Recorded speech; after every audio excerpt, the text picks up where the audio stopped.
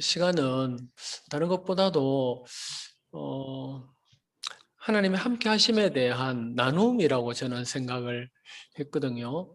우리가 함께 음, 각자의 소명이 있지만 하나님이 어떻게 또 역사하셨는지에 대해서 나눔을 통해서 우리가 또 하나님을 함께 찬양하고 또 영광을 돌릴 수 있다라고 믿었고요. 두 번째는 회원들 상호 간에 잘 모르는 경우들이 많습니다. 어떤 분이신지. 그래서 이런 시간을 통해서 또 깊이 알아갈 수 있는 그런 시간이 된다라고 생각했기 때문에 우리 한장선의 그 설립 목적 가운데 하나가 정보 교환과 회원 상호 간의 유대 관계가 또 목적입니다. 그래서 이 시간이 너무나도 저는 귀한 시간이다 이렇게 생각하는데 생각만큼 회원들의 반응이 좀 약한 것 같다라는 생각을 하고 있습니다. 어쩌면 이 낮 시간이기 때문에 시간상 또 시간 내기가 어려운 그런 분들도 계시기 때문에 아마도 그러리라는 생각을 합니다. 하지만 오늘 참석하신 분들과 함께 저와 함께 하신 하나님에 대하여 또 잠시 이렇게 나눌 수 있기를 바랍니다. 저는 경북 의성이 고향입니다. 아마 경북 의성에 다녀가신 분이 계실는지 모르겠는데 의성은 그 동네마다 교회가 있다 할 정도로 교회가 많은 곳입니다. 그러다 보니까 이 교회 출신들이 신학교도 제가 입학했을 때도 학생들이 의성 출신이 많더라고요.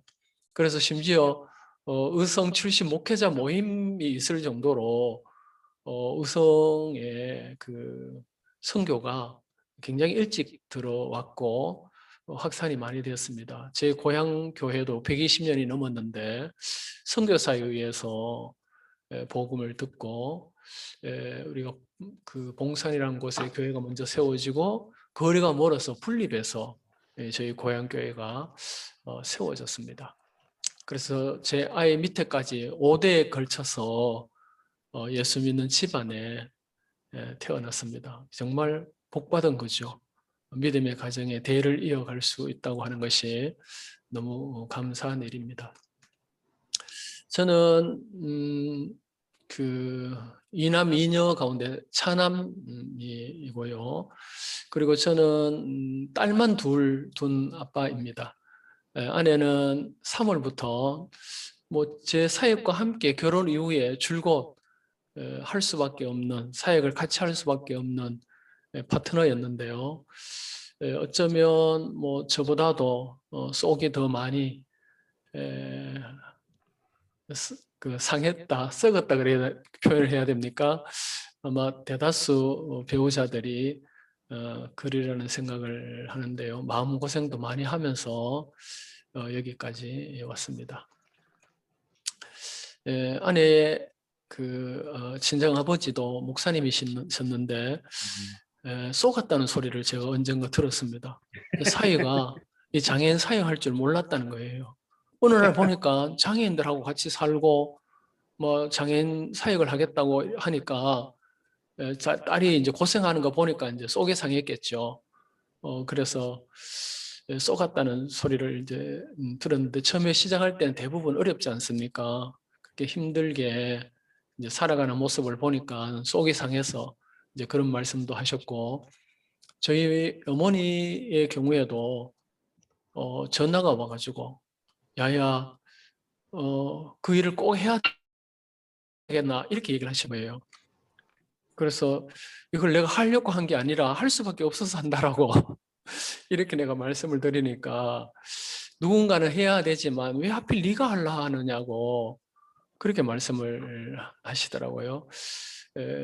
그래서 주위에도 제가 하고 있는 이 사역을 두고도 제 친구 목사도 일반 그 기성교회에서 목회를 잘할 사람이 왜 이 사역을 하느냐고. 제가 시골교회 갔을 때도 그런 말을 심지어 하고 심하게는 하나님의 나라가 손해다라고 얘기할 정도로 제가 시골 교회 가서 목회하는 것도 반대하고 또 장애인 사역을 하는 것도 반대를 하면서 심지어는 이 젊은 나이에 왜 이렇게 일찍부터 이런 사역을 하느냐라고 이렇게 얘기하는 겁니다. 이분들은 좀 은퇴할 쯤 돼가지고 아마 해야 된다고 생각했던 것 같아요. 이제 복지 사역이라고 이제 봤으니까요. 그런데 좀 이따가 말씀드리겠습니다만, 제가 정말 의도한 게 아니었습니다. 그냥 떠밀리다시피 해서 저는 이 사역을 하게 된 케이스입니다. 그 말씀드린 것처럼 시골 교회에 출신이니까 시골에서 자랐죠. 그리고 종조부이신 할아버지는 평양신학교를 졸업하셨는데요. 그 구미 선산 지역에 12교회를 당회장을 맡고 계셨습니다. 우리 과거에는 목사님이 귀했지 않습니까? 그래서 12교회를 담임하셨고 작은 할아버지죠. 저희 이제 할아버지는 동생 그 목회하는데 뒷바라지를 하셨어요. 그리고 심지어는 이제 어려우니까 이제 농사 지어가지고 지게에 지고 동생 목회하는데 갖다 주고 뭐 이렇게 하셨다 하더라고요. 근데 나중에는 이제 고향 교회에 들어오셔가지고 마지막 목회를 하셨습니다. 그래서 전 이제 어릴 때 이제 할아버지를 늘 보고 자랐고 또 할아버지 집에 늘 이제 물을 동네 우물에서 물을 져다 줬습니다. 그 물을 길러서 이제 단지에다 부는 일을 제가 어릴 때 늘 그 일을 이제 했는데요. 그러니까 할아버지와 가까이 이렇게 있으면서 할아버지 글을 참 잘 쓰셨더라고요.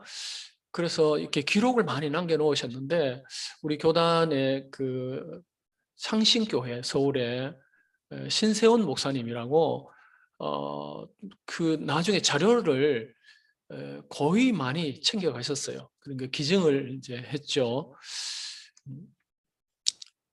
그런데 이제 제가 영향을 받은 거는 나도 커서 목사한다는 생각을 늘 했었습니다. 그래서 커서 뭐 하려고 하느냐고 물으면 목사한다는 말을 그냥 어릴 때부터 이제 입에 달고 니 커서 뭐 할래? 그러면 목사요, 목사요 이러면서 컸습니다. 근데 정작 제가 고3이 되었을 때는 그걸 이제 잊고 있었던 거예요. 목사한다는 생각을 했으면 신학교 갈 준비를 해야 되잖아요. 그러지를 못했습니다. 그런 상황에서 이제 부친이 장로 임직을 받으시면서 서원을 했다 하더라고요. 이제 저를 이제 목사로 이제 바쳤다고 서원 기도했다는 얘기를 듣고는 내가 너무 이제 깜짝 놀라가지고 아무리 아들이지만은 그 물어보도 안 하고 서원 기도할 수 있느냐고 내가 막 좀 따졌어요.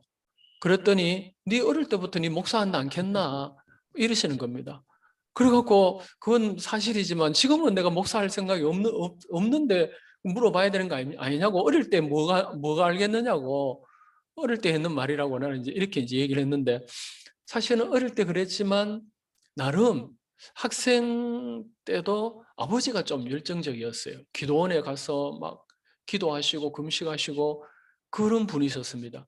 굉장히 차분하신 분인데도 이 영적으로는 좀 뜨거운 갈급한 그런 분이셨습니다.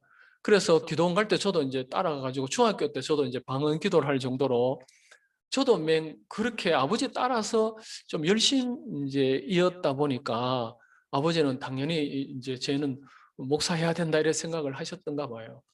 근데 정작 저는 준비가 안 돼 있던 상황이었고 그래서 일주일 내도록 울었습니다. 사실은 교회 가갖고 서원기도 하면은 무조건 이제 이거는 받쳐졌기 때문에 따라야 된다는 생각을 한 거예요. 이거는 내가 무조건 그냥 받쳐졌으니까 해야 된다. 이제 이 생각만 하고 이제 하긴 해야 되는데 이제 자신은 없고 이런 이제 상황이었습니다. 그 일주일 내도록 울다가 그 다음에 이게 평안해지더라고요. 그리고 어떤 의미에 있어서는 어릴 때부터 내가 늘 해왔던 말이니까 받아들여야 되겠다라는 그런 생각이 들었습니다. 근데 문제는 제가 준비가 안 돼 있잖아요. 가장 큰 거는 신학교 갈 만한, 그러니까 성적이 이제 문제잖아요. 저는 좀 초등학교 다닐 때도 키가 컸습니다. 그러다 보니까 달리기를 해도 키가 크니까 유리하잖아요. 시골 교회니까 더군다나 달리기 하면 1등 하지요, 당연히. 그러니까 운동을 잘한다고 생각하는 거예요. 그러니까 중학교 입학하니까 쟤는 아주 막 달리기를 잘한다고 소문이 나가지고 육상 선수로 발탁이 된 겁니다. 그래서 이 뭐 보충 수업도 빼먹고 뭐 운동 연습하는 시간이 많았습니다. 그 남들 보다가 키가 크니까 나은 건 맞아요.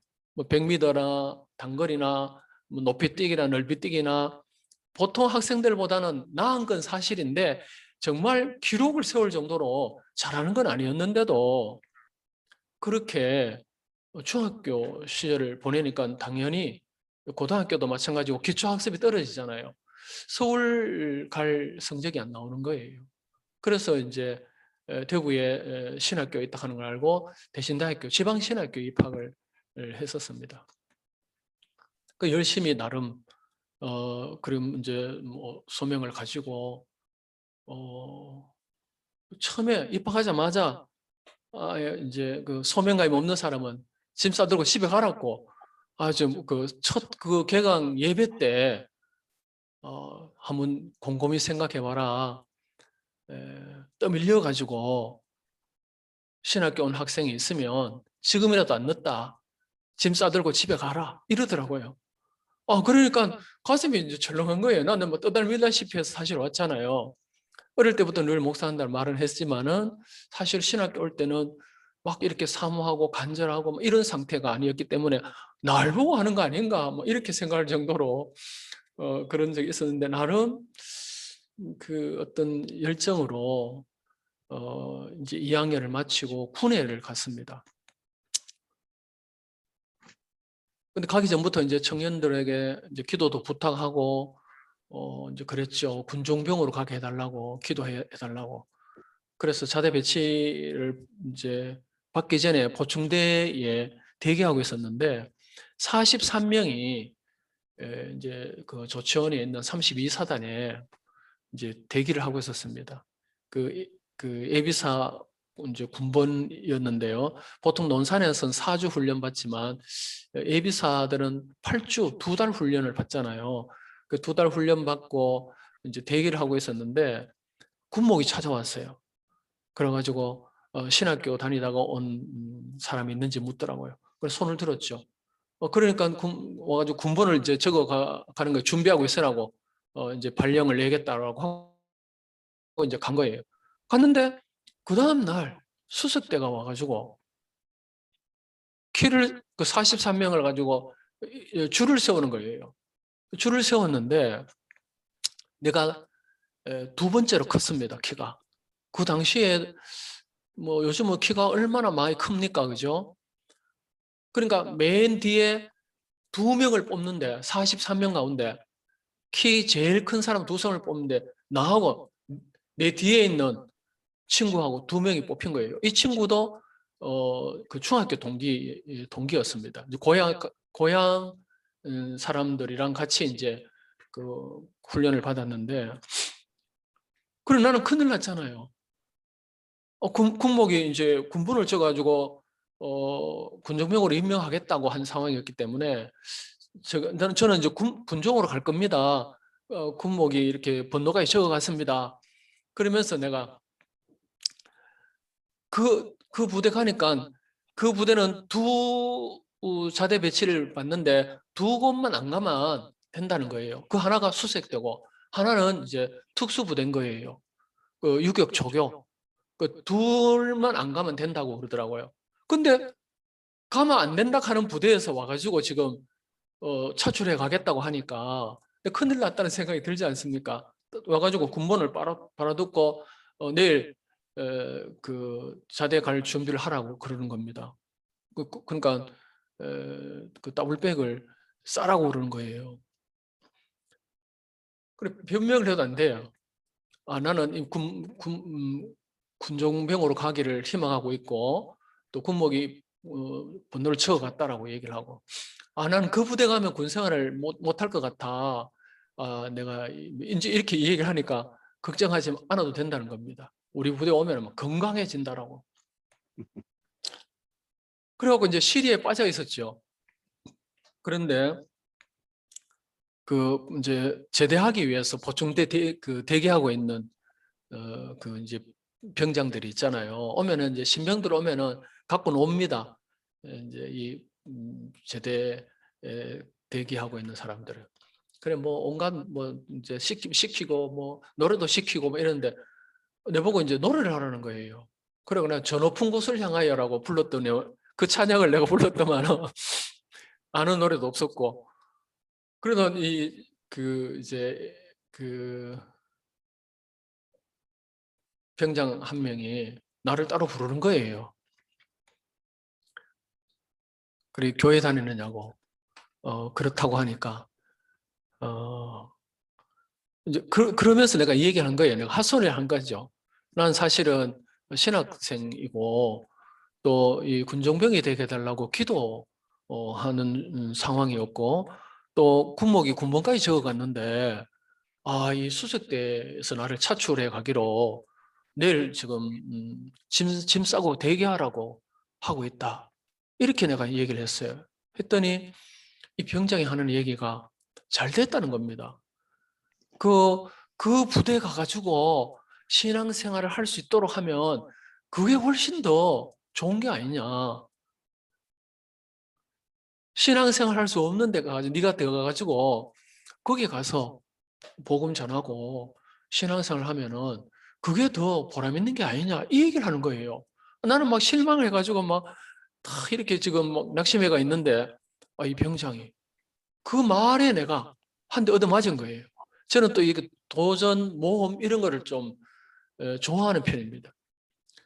그 소리가 하나님 음성으로 내가 듣고는 그만 내가 이제 하나님이 그렇게 나를 하시려는가 보다 이렇게 이제 생각하고 이제 짐을 꾸리고 이제 아침에 바로 다음 날 그 바닷가에 수색대가 서해안을 대통령 훈령에 의해서 간첩이 넘어올 만한 곳에 이렇게 3명씩 조가돼 가지고 밤새도록 지키는 그 업무를 하고 있었습니다. 물론 수색도 합니다.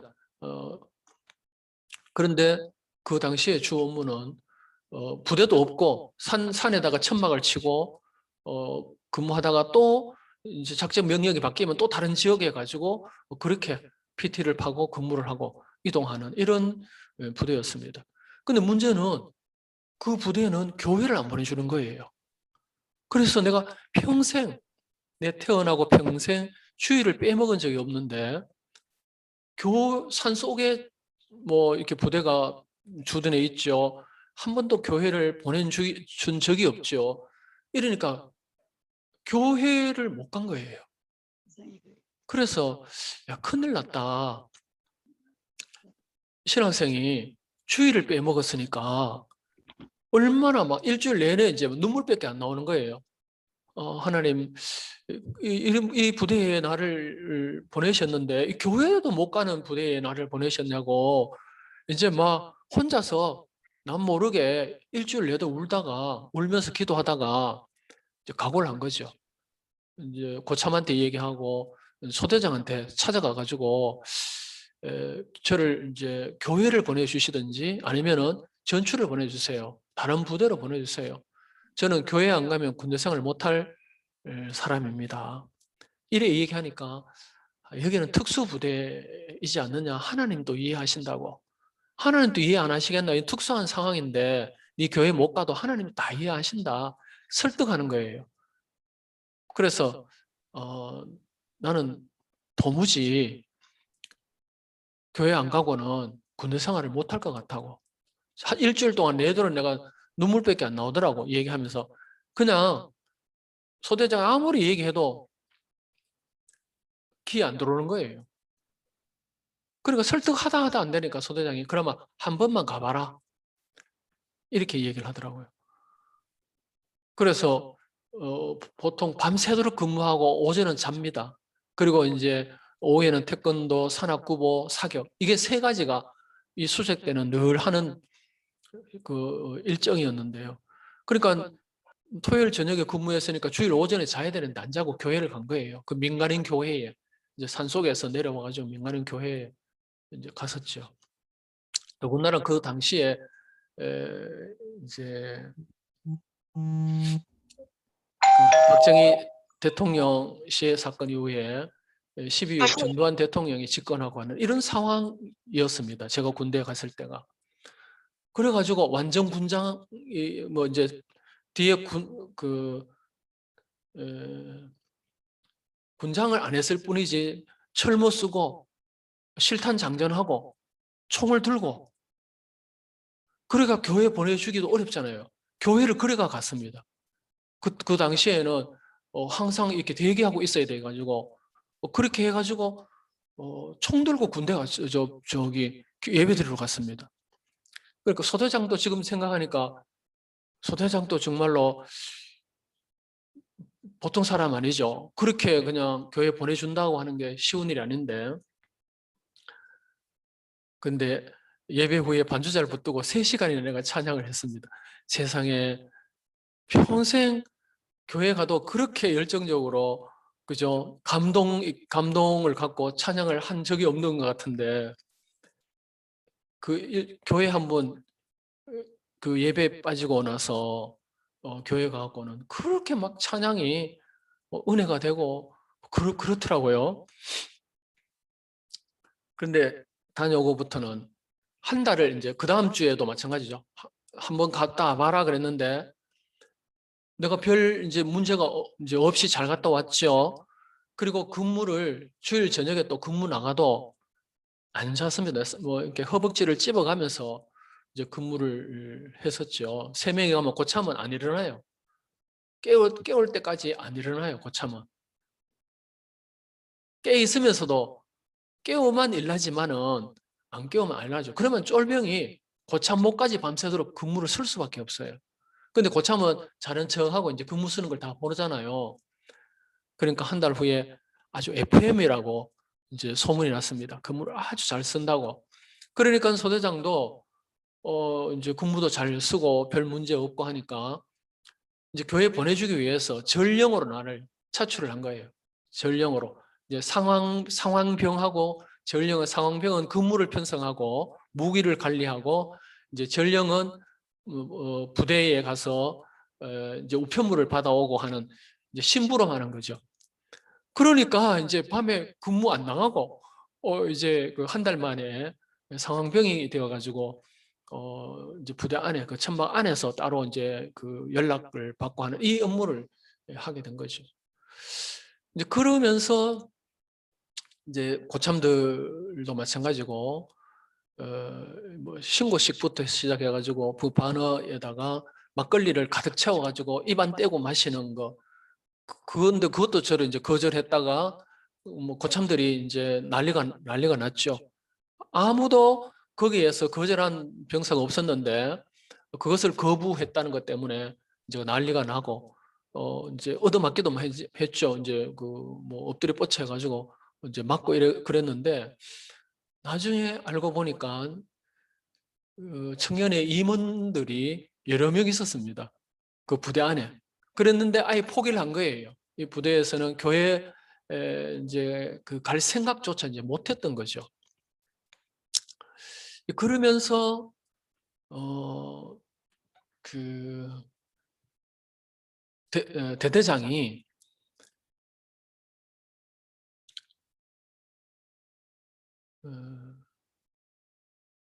부대원들을 대대장이 새로 바뀌면서 부대원들을 상담을 했습니다. 그러면서 이제 제가 이제 신학생이라고 하는 걸 알고 군 전력화를 위해서 군정 활동의 중요성을 내가 이제 얘기하고 그래 하니까 내보고 해보라는 겁니다. 대대장이. 군전병을 해보라고, 그러니까 군종 활동을 해보라는 겁니다. 그래서 이제 소대장 불러가지고 지시를 하고 이래가지고 제가 그 부대 안에 군종병이 결국은 임명을 받고 주일 아침에는 단체로 교회 가고 그다음에 오후에 잠자는 걸로 이렇게 바뀌었어요. 그래서 졸지에 그 부대원 안에 이제 나중에 알고 보니까 이제 청년들이 교회 다니던 청년들이 이제 여러 명 나오는 거예요. 그렇게 뭐 난리를 많이 좀 쳤었죠. 그래 끝내는 내보고 진짜 예수쟁이 네 하나밖에 없다 할 정도로 청년들이 결국은 어쩔 수 없는 환경이에요. 다 그렇게 된 것 같아요. 제가 오늘 이 얘기는 안 하려고 할 생각도 안 했었는데 어떻게 군대 얘기를 이렇게 하게 되었네요. 저는 뭐 그렇게 해서 또 영창까지도 갔었고 군대에 있을 때 큰일 났네. 이 얘기를 하면 또 시간이 너무 많이 갈 것 같은데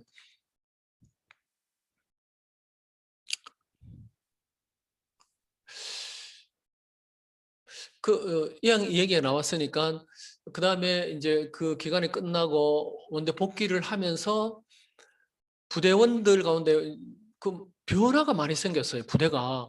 그래서 훈련단이 생기면서 66 훈련단에 우리 수색대의 일부가 그 훈련단으로 배치를 또 가버리고 또 일부는 유격 특수부대, 그러니까 둘 중에 가지 마라 했던 부대에 특수교육까지 하게 된 거예요. 우리 수색대가 남아있는 수색대원들이 특수교육도 하게 된 겁니다.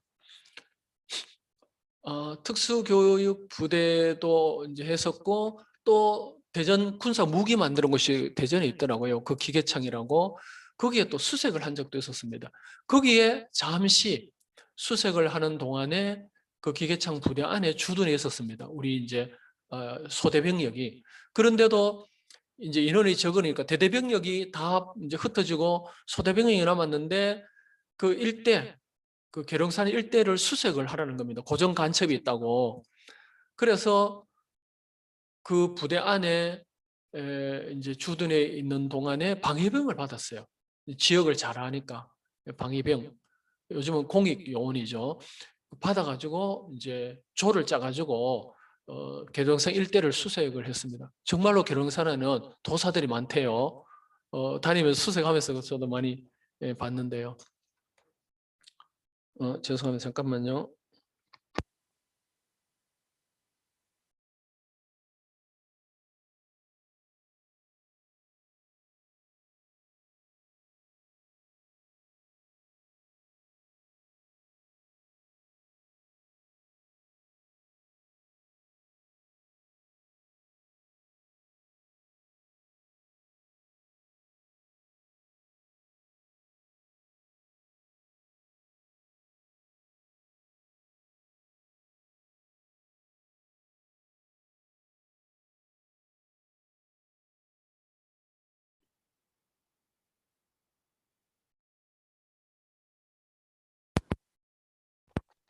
미안합니다.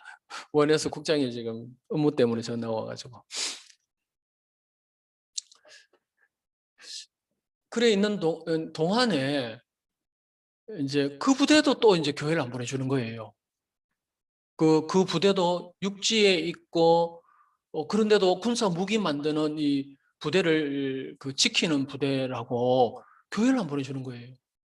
그래가지고 이제 그 부대에 에, 그 당시에 단장 소령을 찾아갔습니다. 내가 이제 우리는 파견 왔을 뿐이다. 당신 부대하고는 상관없다. 우리는 파견 왔고 우리는 바닷가에 있으면서도 생명수당 받는 있으면서도 우리는 교회 갔었다. 뭐 이렇게 내가 이제 난리를 쳤더만은 무궁화 세계죠. 연대장이 그 회의 때 간부 회의 때 나를 부르는 거예요. 불려갔습니다. 가가지고 이제 파견 이제 신고를 했죠. 파견 받고 내가 군정병으로서 활동을 하고 있다라고 이제 얘기를 했더니 이 얘기를 다 듣더만은 내가 이제 아까 그것도 얘기했죠. 지난번처럼 군 전력하에 있어서 신앙은 대단히 중요하다. 뭐 이제 이 얘기를 이제 했더니 웃더만은 그 연대장님도 오신 지 얼마 안 됐어요. 그 부대에. 그리고는 이 부대는 뭐 하노? 이 부대는 왜 군종이 없나? 신학생 없나? 하니까 있다는 거예요. 이 고신대학교 다니던 학생이 군인이 있다는 거예요. 당장 불러오라고. 이래가지고 그 이제 사병이 불려 올라왔습니다. 그 너는 신학교 다닌다 와가지고 이 부대에서 왜 군종 활동을 안 하노? 이러면서 당장 이 사병회한테 군전명을 임명해가지고 군종 활동을 하라고. 그 자리에서 이 연대장이 지시를 이제 했습니다. 그리고 알고 보니까 차를 내줬어요. 연대장이 이제 부대 차를 내줘가지고 교회 가는 사람들에게 그 차를 타고 교회 갈 수 있도록 또 해줬는데 알고 보니까 그 연대장 부인이 집사예요. 그러니까 뭐 너무 이제 잘 됐죠. 그래가지고 이제 뭐 축구든 배구든 그 연대 병력하고 경기를 하면 소대 병력한테 다 지는 겁니다. 이제 저처럼 키가 크고 운동한 사람들만 차출을 해놔놓으니까 운동을 다들 잘하잖아요. 어, 저도 운동을 뭐 육상만 한 게 아니고 유도, 태권도도 다 하고 저도 그 부대에서 태권도 교관까지 했거든요. 그러니까 나름 뭐 운동을 다 잘하니까 뭘 해도 연대 병력이 지니까 연대장이 막 이제 화가 잔뜩 내면서 한 달 동안 훈련을 받으라고 그런 거예요. 그 훈련을 다시 받아라. 그래가지고 이 훈련을 받는 동안에 그 기계창 병사들이 근무하는 거를 이제 대신해 준 거예요. 그리고 그 군사 무기 만드는 그 정문 통과하는 그 위병소도 근무를 하고는 평생 위병소 근무를 해보지도 않았는데 그 근무를 이제 대신 해주다 보니까 그 근무도 이제 섰는데 바뀐 사단장이 순시하러 왔다가 지나가면서 나는 내가 이제 위생 그 조장이었는데 그때 이제 방위병을 받았다 그랬잖아요. 방위병이 전도사였는데 바깥에 있고 난 안에 있었어요. 별 두 개가 딱 지나가는데 이 방위병이 경직이 돼가지고 경례를 안 한 거예요. 경례를. 그런데 싹 가다가 탁 돌아보는 게 보이더라고요. 그래서 내가 왜 경례를 안 했나 하니까 자기도 모르고 하여튼 굳어가지고 자기가 할 수는 없었다는 거예요. 그래서 집에 가가지고 내가 볼 때는 영창 가야 될 것 같으니까 특수훈련 한 일주일 받는다고 얘기하고 오라고 내일 당장 그 이제 내복하고 챙겨가지고 오라 했는데 아니나 다를까 1시간 후에 뭐 몇 시부터 몇 시까지 근무한 사병을 영창 보내라고 연락 온 거예요. 그래가지고 세상에 영창을 갔습니다. 영창 가갖고도 헌병 대원들하고 이제 인원이 모자라면 자기들이 나를 알잖아요. 우리한테 또 유격을 받아야 되니까 눈치가 보이잖아요. 그러니까 이제 불러내 가지고 선수 모자란다 그러면서 큰 병대가 그러면 안 되잖아요. 영창 들어온 사람을 불러내 가지고 자기들 그 선수 모자란다 내보고 같이 뛰라 그러고 이럴 정도였는데 그 안에서 여호와의 증인이 고문받는 것도 보고 많은 경험을 사실은 군 생활을 통해서 했었습니다. 오늘 이 말씀을 생각지도 않는 말씀을 드리다 보니까 시간이 너무 많이 가버렸습니다.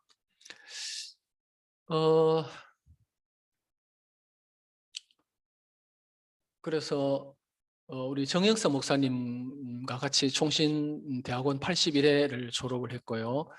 장애인 선교를 시작하게 되어진 계기는 제가 89년에 목사 안수를 받고 제가 시골교회 출신이다 보니까 내가 목사 안수 받으면 시골에 가서 얼마간 봉사한다는 이런 기도를 했습니다. 제가 서운 기도는 아니지만 그 기도를 늘 해왔던 게 있어가지고 시골교회를 가게 되었는데요. 그것도 우연한 기회에 가게 되었습니다. 기도원에 있는데 이제 친구들끼리 나도 당회장 한번 하자. 이런 이제 농담적으로 얘기를 한 거예요. 왜냐하면 나이든 이제 전도사님들은 부목사로 부교육자로 못 들어가니까 시골 교회 단독을 많이 하잖아요. 그 농담 삼아서 나도 단독 목회 한번 해보자. 이 말을 이렇게 했는데 기도원에 있는데 전화가 온 거예요. 내려와 보라고.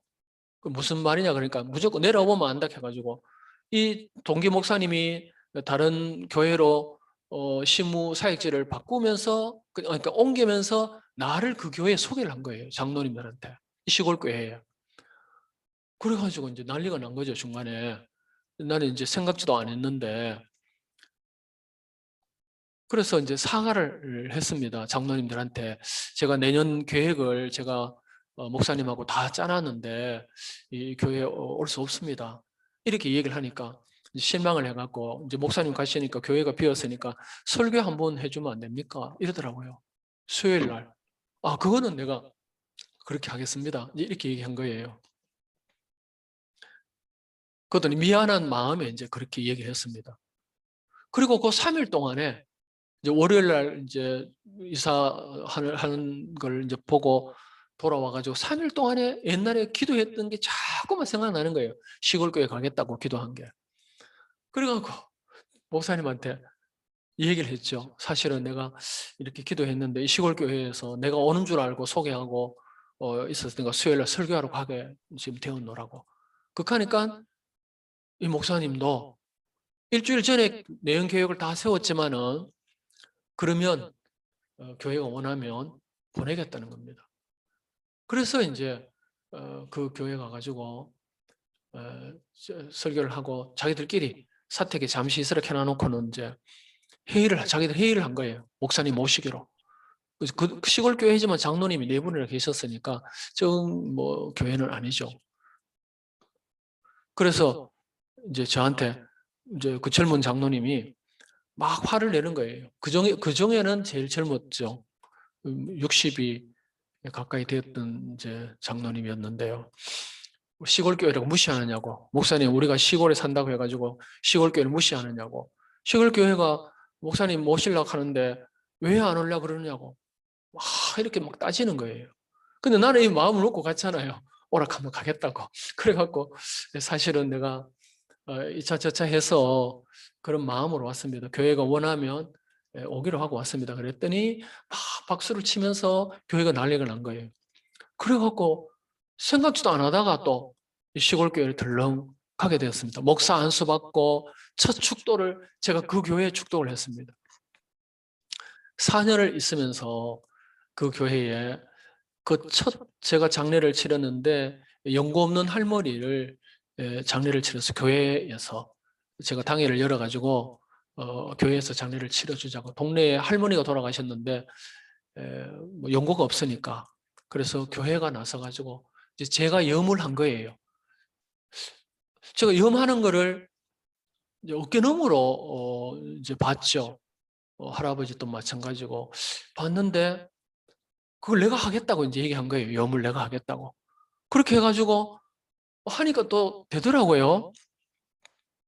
그래서 어깨너머로 본 그대로 염을 잘 해가지고 장례를 치렀습니다. 그러고부터는 지금은 뭐 장의사들이 얼마나 많습니까? 뭐 옛날에는 그 없었잖아요. 그 후부터는 제가 사람만 돌아가시면 나를 찾는 거예요. 염해달라고. 교인들은 당연히 제가 염한다고 생각했습니다. 심지어는 소목사 있을 때 내 죽어야 될 낀데 이랬습니다. 내가 염을 잘한다고 소문이 나가지고 내 죽거든 염을 해달라고. 이래가지고 심지어는 작년에 그 권사님을 결국은 제가 요양원에 제가 운영했던 굴림 요양원에 제가 모셔가지고 한 7년을 제가 모셨는데 돌아가셨어요. 그래서 이제 유언을 한 거예요. 소목사한테 그 염하라고. 이 권사님이 그렇게 했는데 지금 그렇게 할 수가 있습니까? 더군다나 코로나가 발생하기 막 시작할 때였습니다. 내가 그때 한장선 이사회가 있어가지고 예배를 다 인도는 못했지만 이간 예배는 제가 인도를 했습니다. 그 이제 권사님을 비롯해서 뭐 목사한테 뭐 사랑 주나 바락할 정도로 제가 4년 후에 그 교회에서 나오게 될 때에 교인들이 많이 상처가 되었습니다. 정말로 뭐 이제 새벽기도도 안 하던 사람들도 제가 막 차를 막 새벽에 차를 운행해가지고 장모님도 새벽기도 안 나오니까 왜 못 나오나 그러니까 거리가 멀어가지고 못 나온다 하고 막 이래가지고 그러면 내가 차를 운행하겠다고 이래가지고 뭐 집집마다 차 배정 시간을 다 해가지고 동네마다 막 차에 새벽에 그러니까 목사 한 수 받고 첫 축도를 그 교회에서 했고 처음 부임지니까 얼마나 또 열심히 많았겠어요. 그러니까 나중에는 안 와도 이제 새벽기도 나가겠다고 할 때까지 내가 이제 그렇게 했었는데요. 사랑을 많이 받았어요, 거기에서. 근데 제가 전도사로 6년 있었던 교회에 다시 불려가게 된 거예요. 그 교회가 어려움이 이제 생기면서 가게 되었는데, 가기 전에 사실은 그 식당을 하나 짓고 도배하러 왔던 집사님이 목사님 앞으로 장래 목회 계획이 뭐냐고 묻더라고요. 그래서 저는 모든 사람이 함께하는 그 교회, 그 공동체 교회를 계획하고 있다라고 얘기했더니 밥을 먹다가 이분이 숟가락을 딱 놓고 그럼 목사님 제가 집을 내놓겠습니다. 이러는 거예요. 그리고 나도 또 동시에 숟가락을 놓고 집사님 무슨 말씀입니까? 이랬더니 저도 사실은 그런 교회가 없을까 기도했다는 겁니다. 그러면 부인 집사님도 마음이 같습니까? 하니까 같다는 거예요. 그래갖고 내가 부인 집사님한테 내가 물어보겠습니다. 이래가지고 대구 가가지고 이제 부인 집사님도 물었더니 부인 집사님도 그런 교회라면 집을 내놓겠다는 겁니다. 그래서 사실은 이제 집으로 다녔어요. 대구에 이제 그런 교회를 개척하려고. 부동산에 이제 부탁해 놔놓고 나오는데 한 분이 들어오면서 이제 땅 사러 왔습니까? 이런 묻는 거예요. 예, 그렇습니다. 하니까 제 땅 사세요. 이러더라고요. 그래가지고 땅이 어디 있는데 그러니까 여기 상인동에 그 공원을 물고 있는데 에, 그, 그 공원에 길이 나는데 보상만 받아도 교회를 짓겠더라고요. 보상만 받아도 보상이 이제 뭐 몇 평이 보상이 되고 나머지 땅으로 이제 얘기를 하는데 자기 동생이 목사인데 자기는 그 땅에다가 교회를 짓기를 기도하고 있는데 동생 목사가 싫다는 거예요. 그래가지고 내보고 거기에 교회를 지으면 자기가 반값에 이 땅을 넘기겠다는 겁니다. 그 나는 계산하니까 보상받은 금액으로 예배당을 지을 수 있으니까 내가 생각한 거는 그 집사님 이제 집을 팔면은 공동체에 살 수 있는 주택을 넣을 생각을 했거든요. 예배당은 공간만 하나 만들면 되고 주택을 많이 넣을 생각을 했었어요. 그러니까 집사님 집을 팔면 살 거처도 필요하고 저도 마찬가지고 그렇게 이제 생각을 했는데 너무 감사하잖아요. 그래갖고 알겠다고 연락처 이제 받아놓고는 이제 담임 목사님, 제가 전도사로 6년 있었던 교회 목사님을 찾아갔죠. 그래서 집사님이 헌신하려고 하는데, 그러니까 집 내놓겠다는 소리 내가 못 하겠더라고요. 제가 개척을 하려고 하는데, 집사님이 돕고 싶어 합니다. 이 얘기만 했어요. 그랬더니 목사님이, 그러면 서 목사, 지금은 와서 나 좀 도와도 그 교회는 내가 세워줄게. 지금은 무조건 날 좀 도와줬으면 좋겠다. 이러는 겁니다. 왜요? 이랬더니 교회가 좀 많이 어렵다. 이러는 겁니다. 그 난데없이 이제 그 다시 이제 그 오라고 하는 얘기를 듣고는 이제 집사님한테 얘기를 물어보니까 내가 적임자라는 겁니다. 그 6년 제가 전도사로 있었잖아요. 힘든 시절을 내가 전도사로 6년을 있었고 그래서 다른 장로님한테 물어봐도 그렇고 전도사님한테 물어봐도 그렇고 하나같이 내가 적임자라는 겁니다. 적임자. 그 지금 교회에 장립 집사하고 장로하고 고소 사건에 이제 얽혀가지고 교회가 막 굉장히 지금 어려운 상황이었는데요. 그래서 지금 뭐 이제 주위의 친구나 장인어른이나 왜 부목사로 다시 전도사를 했던 교회에 그 어려운데 왜 다시 들어가려고 하느냐고.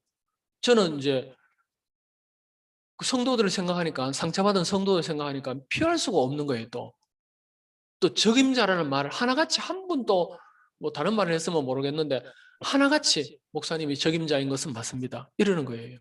그래갖고 내려놔 봤잖아요. 그 사실 땅이라도 사놓으면 얼마나 좋았을 건데 그 생각은 또 뭐였어요?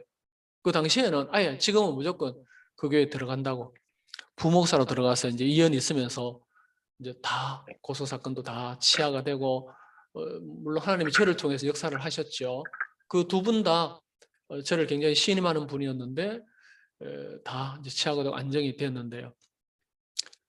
큰일 났습니다. 오늘 시간은 다 됐는데 뭐 이 얘기를 하다 보니까 이게 제대로 지금 뭐 조리 있게 두서 있게 해야 되는데 이 얘기 저 얘기 군대 얘기하다 보니까 시간을 다 빼앗겨 버리는 것 같습니다. 어, 그 부목사로 들어가가지고 중고대청연합으로 200 그때 30명인가 수련을 갔는데 원래 답사했던 곳이 아닌 뭐 하여튼 뭐 강사 두 사람이 중고등부 청년대학부 강사 두 사람이 잠을 안 재우고 밤새도록 집회를 한 거예요. 설교를 한 거예요. 그러니까 중고대청 연합으로 가가지고 교제할 수 있는 시간이 너무 이제 없었고 수영도 못했고 뭐 이래가지고 돌아오는 길에 장소가 좋은 곳이 있다고 해가지고 그게 이제 풀어놓은 거죠. 수영하고 가자고. 버스들 다 길에 대놔놓고 수영할 사람은 해라 이러고 저는 청년들하고 고기 잡고 있었는데 사진 찍어주려고 밑에 내려왔더만은 고등학생, 여학생이 빠진 거예요, 물에. 거의 이렇게 움푹 들어간 곳에 빠져가지고 두 명은 건졌는데 한 명은 못 찾고 있는 거예요. 그러니까 가가지고 이제 찾아가지고 나왔는데 두 명은 막 컥컥거리면서 숨을 쉬는데 한 명은 완전히 뻗은 거예요. 꼼짝 못하고 의식도 잃은 상태고. 그래가지고 차를 본거에 싣고 훈련을 많이 받았는데 인공호흡 회복이 처음이었습니다. 심폐소생술하고 차 안에서 병원으로 가면서 심폐소생을 하고 인공호흡을 하고 그런데 한참을 했는데 5분이 넘었다고 생각된 거예요, 나는. 그래서 호흡이 터졌어요. 근데 자가 호흡을 하긴 하지만 너무 약해가지고 내가 이제 중간에도 호흡을 해주고 이러면서 병원을 도착했는데 이 얘기가 어디까지 해야 될지 모르겠습니다. 결국은 여학생을 동산병으로 옮겨가지고 40일 폐혈증도 오고 그러는 동안에 온 교회가 회개를 하고 그죠? 일단은 고소는 치하됐지만 상처가 다 이렇게 하해가 안 됐는데 그 계기를 통해 가지고 돌아가면서 이제 그 보호자가 되고 온 교회가 회개를 하고 이러면서 화해가 된 거예요. 그래서 저는 이제 나오게 되었죠. 그 과정도 좀 뭐 교회가 헌금을 작정했는데 이미 저는 그 교회에서 장애인 사역을 시작했었거든요. 92년도에 첫 부임 그 신방했던 가정이 자폐 장애를 둔 가정이었는데 그 가정으로부터 시작해가지고 제가 고등부 그 교사가 대구대학교 특수 학교 교사였는데 성경에 나오는 장애인에 대해 조사를 좀 해달라고 하더라고요. 본인은 구약할 테니 보고 신약을 해달라고 하더라고요. 그래서 대답을 하고 막 이렇게 그 조사를 하는 중에 이렇게 예수님이 이렇게 관심을 가지셨는데 교회가 왜 관심이 부족하지? 거기에 도전을 받고 저도 이제 총신대학원 역사신학과에서 실전신학으로 바꾸고 그래서 논문도 특수 목회에 대해서 교회가 관심을 가져야 된다라고 하는 이제 당위성을 많이 얘기한 거죠. 그럼에도 불구하고 저는 특수 목회를 한다는 생각을 추호도 한 적이 없었어요. 단지 교회가 관심을 가져야 한다는 그 생각 하나였는데 부목사로 다시 가가지고 이 자폐 아이를 만났잖아요. 뭐 안고 나도 모르게 막 그냥 눈물이 막 나오더라고요. 같이 안고 막 울었어요. 기도하면서 막 울었어요. 그러고부터 시작해가지고 장애아동 부모 교육 센터를 만들고 정신과 병원 의사를 강사로 초청해가지고 세미나도 하고 그 다음에 종교와 상관없이 매주 목요일 날 모임을 이제 가졌던 겁니다. 그러면서 하나님이 얼마나 장애를 사랑하셨는지에 대해서 막 이 얘기를 한 거예요. 그냥 이야기 성경에 나오는 이 얘기를 한 거예요. 그게 결국은 이제 성경 공부로 이어져 가지고 대구에 있는 이제 그 장애인들이 모여들기 시작한 거였습니다. 심지어는 다른 교회 다니는 사람도 이제 오겠다는 거예요. 그럼 목사님 허락 받아야 된다. 그러니까 허락 받았다 그러면 내가 또 확인까지 해가지고 목사님 허락하셨습니까? 그러면 너무 고마워하는 거예요. 이 가정에 대해서 우리가 교회가 아무것도 해주지 못했는데 감사하다고. 그럼 확인한 다음에 이제 등록도 받고 이제 그렇게 했었습니다. 그리고 장애인 주일학교를 이제 동시에 시작을 했는데요. 부모들은 일부 예배에 와가지고 교사들은 일부 예배 때 예배를 드리고 2부 예배 때 부모들이 오면 이제 위에 올라가서 이제 강당에서 예배를 드리고 아이들은 주일학교를 한 거예요. 부모들이 예배 드리는 동안에 이제 주일학교를 했습니다. 그러면서 이제 장애인 주일학교가 이제 열려지니까, 이거 물론 대구대학교 바로 이제 가까이 있었습니다. 교사들 대구대학교 가가지고 훈련도 시키고 또 얘기도 듣고 이제 그런 과정들을 밟았는데요. 그래서 졸지에 교회가 장애인들이 이제 뭐 많이 막 이렇게 넘쳐난 거죠. 그런 상황에서 저는 이제 사명 다 했다고 생각하고 이제 나오려고 하는 그런 상황이었습니다. 그러니까 이제 목사님한테 제 사명은 다 한 것 같습니다. 라고 얘기하니까 이제 목사님이 개척시켜 주겠다고 했으니까 이제 교인들로부터도 이제 그 기도회 40일 기도회 중이었는데요. 헌금을 이제 작정 헌금을 했습니다. 헌금 이제 교회를 위해서 교회 개척 교회를 위해서 헌금을 했습니다. 했는데 우리 교회가 한 500명 정도 되는 교회였는데요. 헌금이 1억 5천이 나왔습니다. 그 당시에 1억 5천은 상상도 못했습니다. 그런데 교인들이 100만 원 할 사람이 200만 원씩 한 거예요. 근데 문제는 바로 그 앞에 내가 무슨 얘기를 들었는가 하면은 수석 장로님이 교회가 3천만 원을 도와주고 월 60을 3년 동안 해주기로 한 거였습니다. 전세를 얻는데 3천만 원 보증금에 월 60만 원을 3년 동안 해주는 거였는데 만약에 교회가 문을 닫으면 3천만 원은 어떻게 되느냐고 묻더랍니다. 그 얘기를 목사님이 나한테 한 거예요. 장로들이 걱정을 한다. 교회 문을 닫으면 3천만 원 날리는 거 아니냐고. 그 소리 듣고 나니까 내가 개척을 하려고 하는데 문 닫을 것을 걱정하는 당회 같으면 같이 해서는 안 되겠구나. 그래가지고 토요일 날 새벽에 목사님한테 새벽기도 마치고 찾아가가지고 목사님, 내일 주일날 헌금하는 것은 제가 한 푼도 받지 않겠습니다. 그동안 교인들이 계속 개척교회를 두고 기도했으니까 이 교회에서 개척을 하십시오. 저는 따로 개척을 해보겠습니다. 그리고는 헌금을 했는데 목사님 헌금을 받아지고는 강구를 한 거예요. 오늘 헌금은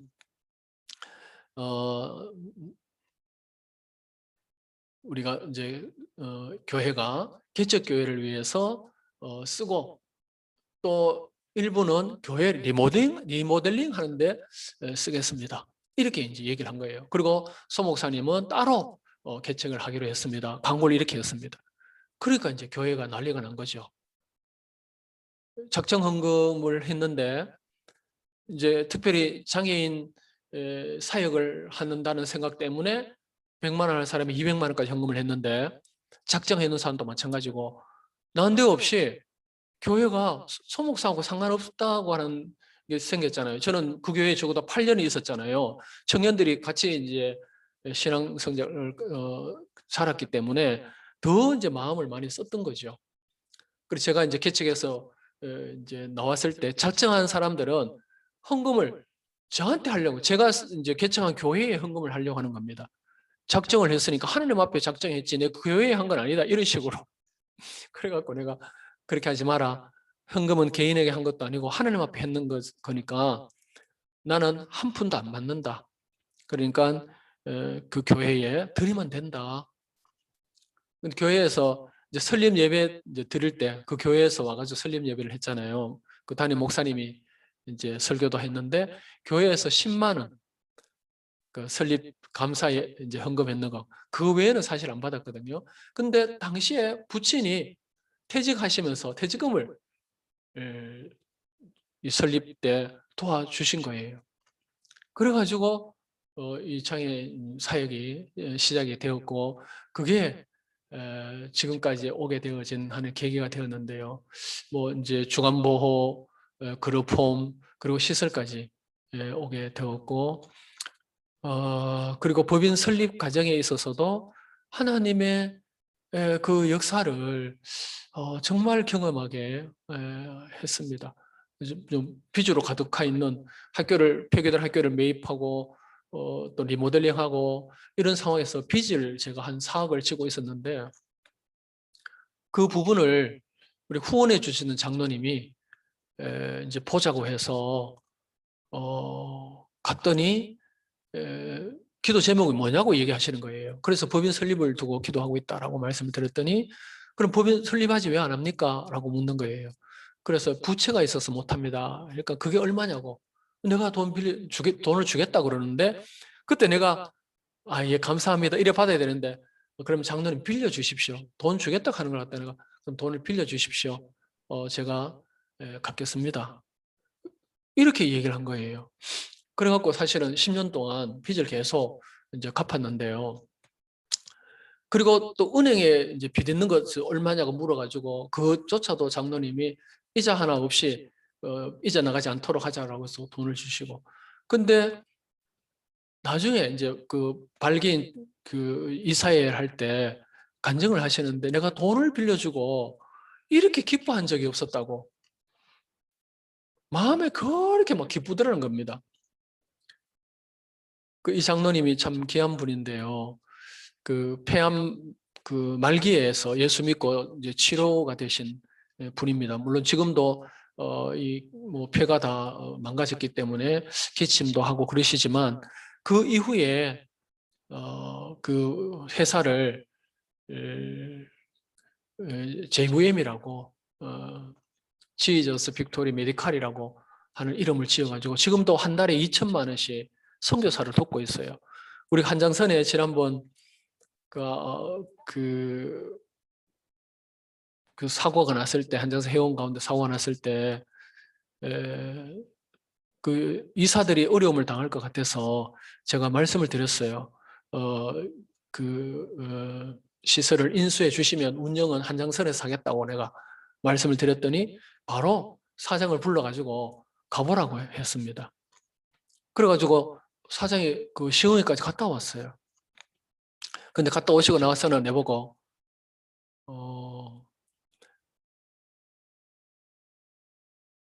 관계하지 않는 것이 좋겠다라고 그러더라고요. 그래서 결국은 뭐 정말 돕고 싶어 하셨던 분인데 기도를 하루에 3시간씩 하실 정도로 영적으로 굉장히 지금도 선교사님을 만나면 하나님의 인도하심 따라서 기도할 때 그게 온대요. 저 선교사님을 도우라고 한대요. 그러면은 이제 마친 다음에 선교사님을 조용히 불러서 기도의 제목이 뭐냐고 물으면 뭐 그걸 얘기한대요. 그러면 알겠다라고. 그렇게 해가지고 크게 도움을 주시는 분이시거든요. 그리고 지금은 제가 이 얘기한 선교사님 몇 분도 후원도 하고 계시고 또 선교사한테 5천만 원 들여가 차도 사주시고 뭐 이런 일들을 하고 계시는 분이십니다. 제가 한장선 이 얘기도 한 적이 있었는데 아무튼 여기까지 오게 하신 하나님은 저는 그냥 도구가 되어서 이 모양 저 모양으로 부족한 사람을 간섭하셔서 사용하고 계신 하나님께 영광을 돌리고요. 작년 몇 년 동안에는 거의 제가 단체장들 회장을 많이 맡았었습니다. 그런 중에도 성직자로서 다들 고마워하고 또 칭찬하는 얘기를 많이 들었는데요.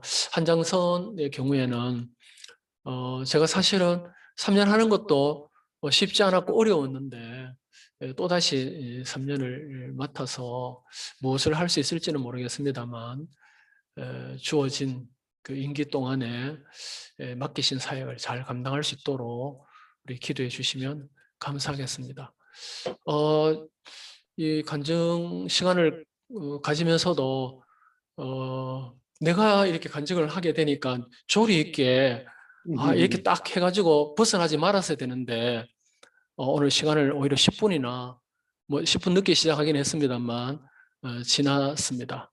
이렇게 경청해 주셔서 감사를 드리고요. 모든 영광을 하나님께 돌립니다. 감사합니다. 수고하셨습니다.